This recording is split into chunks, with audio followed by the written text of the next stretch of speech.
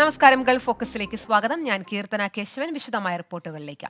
സൗദിയിൽ ഹോട്ടലുകൾക്കും ഹോട്ടൽ അപ്പാർട്ട്മെന്റുകൾക്കും റിസോർട്ടുകൾക്കും വാണിജ്യ licence അനുവദിക്കുന്നതിനുള്ള municipality fees താൽക്കാലികമായി ഒഴിവാക്കി. വിഷൻ 2030 പദ്ധതിയുടെ ഭാഗമായാണ് തീരുമാനം. സൗദി ഭരണാധികാരി സൽമാൻ രാജാവിന്റെ അംഗീകാരത്തോടെ മുനിസിപ്പാലിറ്റി ഭവന വകുപ്പ് മന്ത്രി മാജിദ് ബിൻ അബ്ദുള്ളയാണ് പുതിയ തീരുമാനം പ്രഖ്യാപിച്ചത്. ഇതനുസരിച്ച് ഹോട്ടലുകൾ, ഹോട്ടൽ അപ്പാർട്ട്മെന്റുകൾ, താമസ റിസോർട്ടുകൾ എന്നീ പ്രവർത്തനങ്ങൾ നടത്തുന്നതിനുള്ള വാണിജ്യ ലൈസൻസ് ലഭിക്കുന്നതിന് മുനിസിപ്പൽ ഫീസ് നൽകേണ്ടതില്ല. നിലവിലുള്ള ലൈസൻസുകൾ പുതുക്കുന്നതിനും തീരുമാനം ബാധകമാക്കിയിട്ടുണ്ട്. രാജ്യത്തെ വിവിധ നഗരങ്ങളിലെ മുനിസിപ്പൽ നടപടിക്രമങ്ങളും സേവനങ്ങളും സുഗമമാക്കുക എന്ന ലക്ഷ്യം മുൻനിർത്തിയാണ് തീരുമാനമെന്നും മന്ത്രി അറിയിച്ചു. രാജ്യത്തെ വിനോദസഞ്ചാര മേഖല വികസിപ്പിക്കുന്നതിനും വിനോദസഞ്ചാരികളായി എത്തുന്നവർക്ക് നൽകുന്ന സേവന ഗുണനിലവാരം മെച്ചപ്പെടുത്തുന്നതിനും പുതിയ തീരുമാനം സഹായകമാകുമെന്നാണ് പ്രതീക്ഷിക്കുന്നത്. ഇതിനു പുറമെ രാജ്യത്തെ നിക്ഷേപ അന്തരീക്ഷം ആകർഷകമാക്കുവാനും ഈ മേഖലയിലെ മത്സരശേഷി ഉയർത്തുവാനും ഇതുവഴി സാധിക്കും. പുതിയ തീരുമാനത്തിൻ്റെ ആനുകൂല്യങ്ങൾ പരമാവധി പ്രയോജനപ്പെടുത്തുവാൻ മുനിസിപ്പാലിറ്റി, ഹൗസിംഗ്, വിനോദസഞ്ചാര മന്ത്രാലയങ്ങൾ ഈ മേഖലയിലെ നിക്ഷേപകരോട് ആഹ്വാനം ചെയ്തു. ഇസ്മായിൽ പയ്യോളി, 24, റിയാദ്. 3.5 പതിറ്റാണ്ടിനിടയിൽ ക്രൂയിസ് ടൂറിസം രംഗത്ത് വൻ കുതിപ്പാണ് ഉണ്ടായിരിക്കുന്നതെന്ന് ദുബായ് ടൂറിസം വകുപ്പ്. 2-3 ദിവസങ്ങൾ മാത്രമുള്ള പാക്കേജുകൾ കൂടുതൽ വിനോദസഞ്ചാരികളെ ആകർഷിക്കുമെന്ന് ക്രൂയിസ് ടൂറിസം ആൻഡ് യോട്ടിംഗ് മേധാവി സൗദ് മുഹമ്മദ് സയ്യിദ് ഹരേബ് പറഞ്ഞു. 1998 ദുബായ് ക്രൂയിസ് ടൂറിസം തുടങ്ങിയത്. അത് വളർന്ന് ഇക്കഴിഞ്ഞ സീസണിൽ 158 കപ്പലുകളാണ് രംഗത്തുണ്ടായിരുന്നതെന്നും സൗദ് കൂട്ടിച്ചേർത്തു. റിസോർട്ട്സ് വേൾഡ് ക്രൂയിസസ് മിഡിൽ ഈസ്റ്റിലെ പ്രവർത്തനങ്ങൾ ലോഞ്ച് ചെയ്ത പരിപാടിയിൽ സംസാരിക്കുകയായിരുന്നു അദ്ദേഹം. കുവൈറ്റിൽ കൊലക്കേസ് പ്രതികളായ 8 പേർക്കെതിരായ വധശിക്ഷ ഉടൻ നടപ്പിലാക്കും. 2 സ്ത്രീകളും 6 പുരുഷന്മാരും ഉൾപ്പെടെ 8 പേരുടെ വധശിക്ഷയാണ് നടപ്പിലാക്കുക. ഇതിന് മുന്നോടിയായി 8 പേരെയും മറ്റുള്ള തടവുകാരിൽ നിന്ന് മാറ്റി താമസിപ്പിച്ചു. വൈദ്യപരിശോധനയ്ക്ക് വിധേയമാക്കി. ഇവർ ഏത് രാജ്യക്കാരാണെന്ന് വ്യക്തമാക്കിയിട്ടില്ല. ഈ വർഷത്തെ ദുബായ് ഫിറ്റ്നസ് ചലഞ്ചിന്റെ തീയതി പ്രഖ്യാപിച്ചു. അടുത്ത മാസം 26-നാണ് ഈ വർഷത്തെ ഫിറ്റ്നസ് ചലഞ്ച് ആരംഭിക്കുക. 1 മാസം നീണ്ടു നിൽക്കുന്ന പരിപാടിയുടെ 8ാമത്തെ സീസണാണ് ഇത്തവണത്തേത്. ആരോഗ്യമുള്ള ശരീരത്തിന്റെയും ആരോഗ്യമുള്ള മനസ്സിന്റെയും ഉടമകളാക്കി ജനങ്ങളെ മാറ്റിയെടുക്കുക എന്ന ലക്ഷ്യത്തോടെ ദുബായ് കിരീടാവകാശിയും എക്സിക്യൂട്ടീവ് കൗൺസിൽ ചെയർമാനുമായ His Highness Sheikh Hamdan bin Mohammed bin Rashid Al Maktoum നേതൃത്വം നൽകുന്ന ഫിറ്റ്നസ് ചലഞ്ചിന്റെ 8ാമത് പതിപ്പിനാണ് അടുത്ത മാസം തുടക്കമാവുക. ഒക്ടോബർ 26-നാണ് ഈ വർഷത്തെ സീസൺ തുടക്കമാവുക. നവംബർ 24 വരെയാണ് ഫിറ്റ്നസ് ചലഞ്ച് നീണ്ടു നിൽക്കുക. ദുബായ് റണ്ണോടുകൂടിയാണ് ചലഞ്ചിന്റെ സമാപനം. കഴിഞ്ഞ വർഷങ്ങളിൽ ദുബായ് ഒന്നടങ്കം ഏറ്റെടുത്ത ചലഞ്ചിൽ ഇത്തവണ കൂടുതൽ പേർ പങ്കെടുക്കുമെന്നാണ് കരുതപ്പെടുന്നത്. നടത്തം, team sports, paddle boarding, group fitness ക്ലാസുകൾ, ഫുട്ബോൾ, യോഗ, സൈക്ലിംഗ് തുടങ്ങിയവ ചലഞ്ചിന്റെ ഭാഗമായി നടത്തപ്പെടും. കൈറ്റ് ബീച്ച് ഉൾപ്പെടെയുള്ള സ്ഥലങ്ങളിലും ഫിറ്റ്നസ് ചലഞ്ചിന്റെ ഭാഗമായുള്ള പരിപാടികൾ അരങ്ങേറും. 30 ദിവസം 30 മിനിറ്റെങ്കിലും വ്യായാമത്തിനായി മാറ്റിവെക്കാൻ പൊതുജനങ്ങളെ പ്രേരിപ്പിക്കുന്ന ഫിറ്റ്നസ് ചലഞ്ചിന് 2017-ലാണ് തുടക്കമായത്. 24, ദുബായ്. സൗദി ജിസാനിലെ ഹൃദയാഘാതത്തെ തുടർന്ന് മരിച്ച പശ്ചിമ ബംഗാൾ സ്വദേശിയുടെ മൃതദേഹം 4 മാസങ്ങൾക്ക് ശേഷം നാട്ടിലെത്തിച്ചു.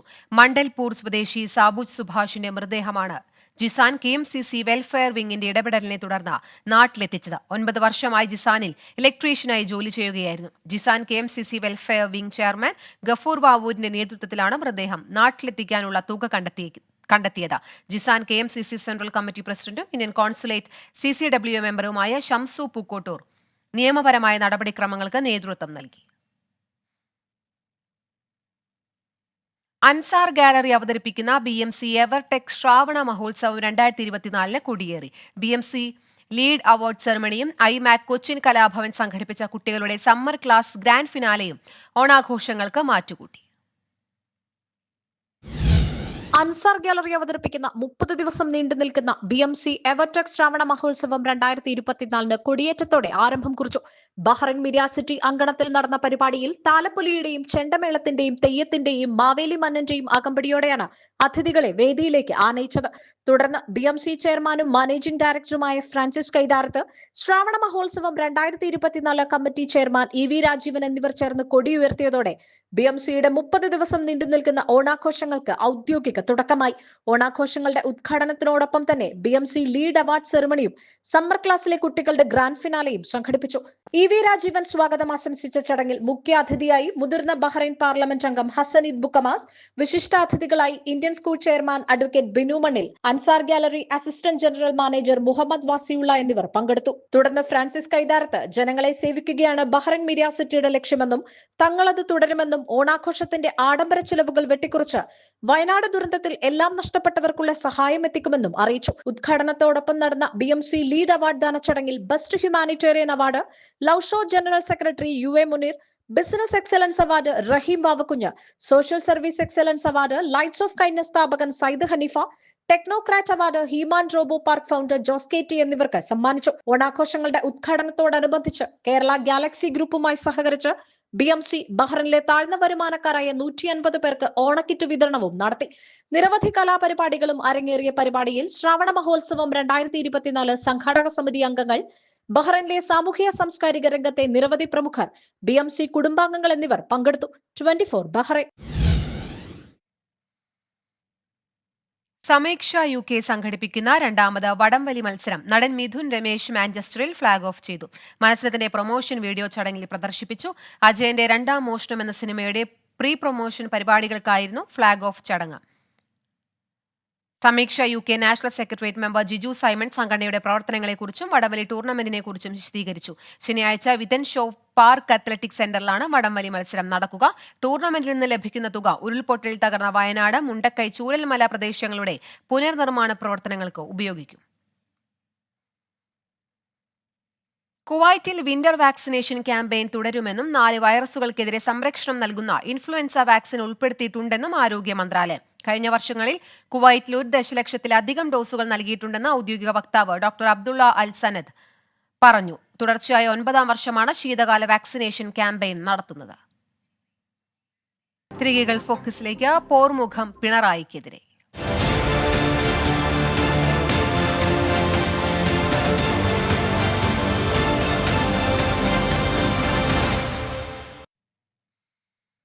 ആഭ്യന്തര വകുപ്പിന്റെ വീഴ്ചകളിൽ മുഖ്യമന്ത്രി പിണറായി വിജയനെ പ്രതിക്കൂട്ടിലാക്കി PV അൻവർ MLA. മുഖ്യമന്ത്രിയെ മറയ്ക്കുള്ളിൽ നിർത്തി പൊളിറ്റിക്കൽ സെക്രട്ടറി P ശശിയും ADGP MR അജിത് കുമാറുമാണ് കാര്യങ്ങൾ നിയന്ത്രിക്കുന്നതെന്ന് നിലമ്പൂർ MLA 24നോട് പറഞ്ഞു.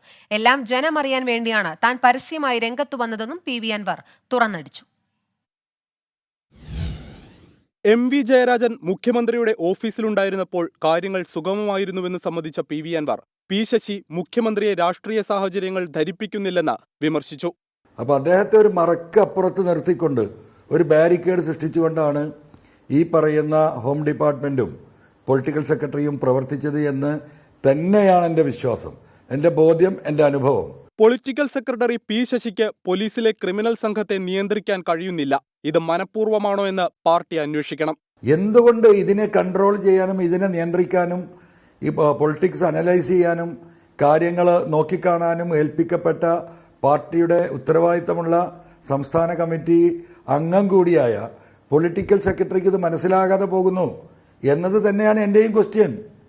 ആ ക്വസ്റ്റ്യൻ ആൻസർ ചെയ്യേണ്ടത്, അത് പരിശോധിക്കേണ്ടത് പാർട്ടിയാണ്. തൃശൂർ പൂരം അലങ്കോലമാക്കി BJPക്ക് അനുകൂലമാക്കിയതിൽ MR അജിത് കുമാറിന് പങ്കുണ്ടെന്നതിൽ സംശയമില്ല. പൂരം കലക്കിയത് അവനാണ് എന്ന കാര്യത്തിൽ എനിക്ക് ഒരു തർക്കവുമില്ല. നീ പൂരം കലക്കിയിട്ട് വന്നാൽ മതി എന്ന് പറഞ്ഞ് അജിത് കുമാർ വിട്ടു എന്നതിലപ്പുറം എന്താണ് ഇതിൽ നമ്മൾ ഊഹിക്കേണ്ടത്? പോലീസ് നടപടികൾ ഇടതുപക്ഷത്തിന്റെ 15 ലക്ഷത്തിലധികം വോട്ടുകൾ നഷ്ടപ്പെടുത്തി. തിരുത്തിയില്ലെങ്കിൽ പഞ്ചായത്ത് തെരഞ്ഞെടുപ്പിലും തിരിച്ചടിയുണ്ടാകും. ഒരു 15 ലക്ഷം വോട്ട് ഈ കഴിഞ്ഞ പാർലമെന്റ് തെരഞ്ഞെടുപ്പിൽ ഇടതുപക്ഷ ജനാധിപത്യ മുന്നണിയുടെ പെട്ടിയിൽ വരേണ്ട വോട്ട് ഈ പോലീസിംഗ് കൊണ്ട് മാത്രം നഷ്ടപ്പെട്ടിട്ടുണ്ട് എന്ന് പൂർണ്ണമായി വിശ്വസിക്കുന്ന ആളാണ്. പാർട്ടിയുടെ നേതൃത്വം കേരളത്തിലുണ്ട്, അവരെ ആക്ഷൻ ചെയ്യണം. ആ ആക്ഷനിലേക്ക് കടന്നാൽ താഴേക്കടയിൽ പാർട്ടി പ്രവർത്തകർ അനുഭവിക്കുന്ന ഈ പ്രയാസങ്ങൾ മുഴുവൻ മാറി വരുന്ന ത്രിതല പഞ്ചായത്ത് തെരഞ്ഞെടുപ്പിൽ കേരളത്തിലെ ചരിത്രത്തിലെ ഏറ്റവും വലിയ നേട്ടം ഇടതുപക്ഷ ജനാധിപത്യ മുന്നണിക്ക് ഉണ്ടാക്കാൻ കഴിയും. അല്ല മറിച്ചാണ് കാര്യമെങ്കിൽ ത്രിതല പഞ്ചായത്ത് ഇപ്പം നടന്ന പാർലമെൻറ്റ് തെരഞ്ഞെടുപ്പിൻ്റെ മറ്റൊരു പതിപ്പായിരിക്കും എന്നാണ് ഞാൻ വ്യക്തിപരമായി വിശ്വസിക്കുന്നത്. കൃത്യമായ അന്വേഷണം നടന്നാൽ സ്വർണ്ണക്കടത്ത് സംഘവുമായി SP സുജിത് ദാസ്, MR അജിത് കുമാർ എന്നിവർക്ക് ബന്ധമുള്ളതിന് നിരവധി തെളിവ് ലഭിക്കും. താഴെത്തട്ടിലുള്ള പ്രവർത്തകരുടെ വികാരം അറിഞ്ഞിരുന്നുവെങ്കിൽ മുഖ്യമന്ത്രി നേരത്തെ ഇടപെട്ടേനെയെന്നാണ് അൻവറിന്റെ ന്യായീകരണം. പ്രത്യക്ഷത്തിൽ ന്യായീകരിക്കാനാണ് ശ്രമിച്ചതെങ്കിലും ഫലത്തിൽ ആഭ്യന്തര വകുപ്പ് കൈകാര്യം ചെയ്യുന്ന മുഖ്യമന്ത്രി പിണറായി വിജയന്റെ വീഴ്ചയിലേക്കാണ് അൻവർ വിരൽ ചൂണ്ടുന്നത്. ക്രമസമാധാന ചുമതലയുള്ള ADGP-ആയി MR അജിത് കുമാർ തുടരുന്നത് എന്തുകൊണ്ട് എന്ന ചോദ്യത്തിന് ഉത്തരം പറയേണ്ടത് താനല്ലെന്ന PV അൻവറിന്റെ വാക്കുകളിൽ അതൃപ്തി വ്യക്തം. അന്വേഷണം എന്താകുമെന്ന് കാത്തിരുന്നു കാണാമെന്ന മറുപടിയിലൂടെ താൻ ഉന്നയിച്ച വിഷയങ്ങളിൽ നിന്ന് പിന്നോട്ടില്ലെന്ന് പറയാതെ പറയുകയാണ് PV അൻവർ. മുഖ്യമന്ത്രിയുടെ പൊളിറ്റിക്കൽ സെക്രട്ടറി P ശശിക്കെതിരെ PV അൻവർ നൽകിയ പരാതി CPIM അന്വേഷിക്കും. വെള്ളിയാഴ്ച സംസ്ഥാന സെക്രട്ടേറിയറ്റിൽ പരാതി ചർച്ച ചെയ്യാനാണ് തീരുമാനം. CPIM സമ്മേളന കാലയളവിലെ തിരുത്തൽ നടപടികൾക്ക് PV അൻവറിന്റെ പരാതി ഇടയാകുമോ എന്നാണ് ഉയരുന്ന ചോദ്യം. P ശശിയുടെ കാര്യത്തിൽ മുഖ്യമന്ത്രി സെക്രട്ടേറിയറ്റിന് വിശദീകരണം നൽകേണ്ടിവരും. മുഖ്യമന്ത്രിയുടെ political secretary P Sasi super മുഖ്യമന്ത്രി ചമയുന്നുവെന്നാണ് PV അൻവറിന്റെ പരാതിയിലെ പ്രധാന ആരോപണം. ഈ പരാതി ഏറെക്കാലമായി CPIM-നുള്ളിലുണ്ട്. CPIM സംസ്ഥാന സെക്രട്ടറിയെ കണ്ട് നൽകിയ പരാതിയിൽ ഇതുമാത്രമല്ല PV അൻവർ ഉന്നയിച്ചിട്ടുള്ളത്. അൻവറിന്റെ പരാതി സംസ്ഥാന സെക്രട്ടേറിയറ്റ് വിശദമായി ചർച്ച ചെയ്യും. പരാതികൾ അന്വേഷിക്കാൻ നേതൃത്വത്തിൽ ധാരണയായിട്ടുണ്ട്. തനിക്കെതിരെ ഉയർന്ന ആരോപണങ്ങളിൽ ഭയമില്ലെന്നാണ് P ശശി ദ വീക്കിന് നൽകിയ അഭിമുഖത്തിൽ പറയുന്നത്. SFI സംസ്ഥാന സെക്രട്ടറിയായ കാലം മുതൽ താൻ ആക്രമണങ്ങൾ നേരിടുന്നുണ്ട്. സർവാധികാരി മനോഭാവം തനിക്കില്ലെന്നും P ശശി. നടപടി സംബന്ധിച്ച ചോദ്യങ്ങൾക്ക് LDF കൺവീനർ TP രാമകൃഷ്ണന്റെ പ്രതികരണം ഇങ്ങനെ: ഗവൺമെന്റ് ഈ പരാതിയുടെ പ്രശ്നങ്ങൾ ഗൗരവമായി പരിശോധിച്ച് ഏതൊരു വ്യക്തി ഇത്തരം കാര്യങ്ങൾ ഉന്നയിച്ചു കഴിഞ്ഞാലും ഗവൺമെന്റ് പരിഗണിക്കും. കുറ്റം ആരോപിച്ചത് കൊണ്ട് മാത്രം കുറ്റവാളി എന്ന് പറയാൻ കഴിയില്ല. കുറ്റം തെളിഞ്ഞു കഴിഞ്ഞാൽ കുറ്റവാളികൾക്ക് കർശനമായ നിലപാട് അവർക്കെതിരെ നിലപാട് സ്വീകരിക്കുക എന്നുള്ളത് തന്നെയാണ് ഉദ്ദേശിക്കുന്നത്. P ശശിക്കെതിരെ വീണുകിട്ടിയ ആയുധം എങ്ങനെയൊക്കെ CPIM-നുള്ളിൽ ഉപയോഗിക്കുമെന്നാണ് കാത്തിരുന്നു കാണേണ്ടത്. മുഖ്യമന്ത്രിയുടെ പൊളിറ്റിക്കൽ സെക്രട്ടറി സ്ഥാനത്തിരിക്കുന്ന P ശശിയോട് വിശദീകരണമെങ്കിലും ചോദിച്ചാൽ അത് മുഖ്യമന്ത്രിയെ ഓഡിറ്റ് ചെയ്യപ്പെടുന്നതിന് തുല്യമാകും. അൻവറിന്റെ ആരോപണങ്ങളിൽ ഉന്നതതല അന്വേഷണം പ്രഹസനമാണെന്ന് പോലും അഭിപ്രായമുള്ളവർ CPIM-ലുണ്ട്. സമ്മേളന കാലയളവായതുകൊണ്ട് PV അൻവർ ഉന്നയിച്ച പരാതി CPIM-ന്റെ ആഭ്യന്തര രാഷ്ട്രീയത്തിൽ വലിയ ചർച്ചകൾക്ക് വഴിവെക്കും. 24 തിരുവനന്തപുരം. വാർത്തകളിലേക്ക്. AK ശശീന്ദ്രനെ മന്ത്രിസ്ഥാനത്ത് നിന്ന് നീക്കാൻ NCPക്കുള്ളിൽ തിരക്കിട്ട നീക്കം. പാർട്ടിക്കുള്ളിലെ ചർച്ച NCP സംസ്ഥാന അധ്യക്ഷൻ PC ചാക്കോ മുഖ്യമന്ത്രി പിണറായി വിജയനെ അറിയിച്ചു. മന്ത്രികാര്യം NCPയിലെ ആഭ്യന്തര വിഷയമെന്നാണ് മുഖ്യമന്ത്രിയുടെ നിലപാട്. മന്ത്രിസ്ഥാനത്ത് നിന്ന് മാറ്റിയാൽ MLA സ്ഥാനം രാജിവെക്കുമെന്ന് AK ശശീന്ദ്രൻ അനുനയത്തിനെത്തിയ നേതാക്കളെ അറിയിച്ചു. അന്തിമ തീരുമാനം പാർട്ടി കേന്ദ്ര നേതൃത്വത്തിന്റേതായിരിക്കും. രാഷ്ട്രീയ പോർമുഖത്തെ വാർത്തകൾക്കപ്പുറം ഒരുപാട് സംഭവവികാസങ്ങൾ ഉണ്ടായ ദിനം കൂടിയാണ് കടന്നുപോകുന്നത്. ഇന്നത്തെ പകലിലുണ്ടായ പ്രധാനപ്പെട്ട സംഭവങ്ങളുടെ ദൃശ്യകഥയിലേക്ക്.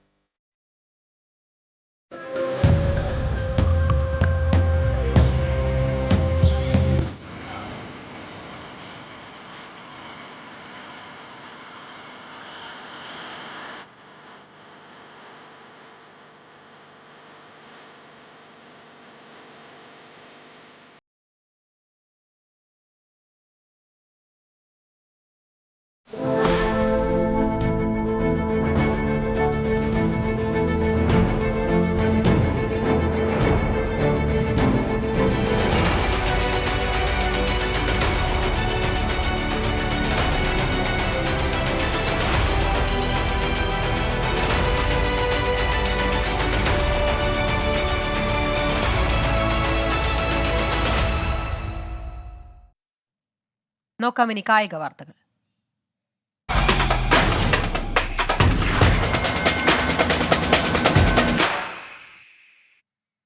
രാഹുൽ ദ്രാവിഡ് രാജസ്ഥാൻ റോയൽസിന്റെ പരിശീലകനാകും. നിലവിലെ പരിശീലകൻ Kumar Sangakkara director of cricket ചുമതലയിലേക്ക് മാറുമെന്ന് റിപ്പോർട്ടുകൾ. 2020 ലോകകപ്പ് നേട്ടത്തോടെ ഇന്ത്യൻ ടീമിന്റെ പരിശീലക സ്ഥാനമൊഴിഞ്ഞ രാഹുൽ ദ്രാവിഡ IPLിലേക്ക് തിരിച്ചെത്തുന്നു.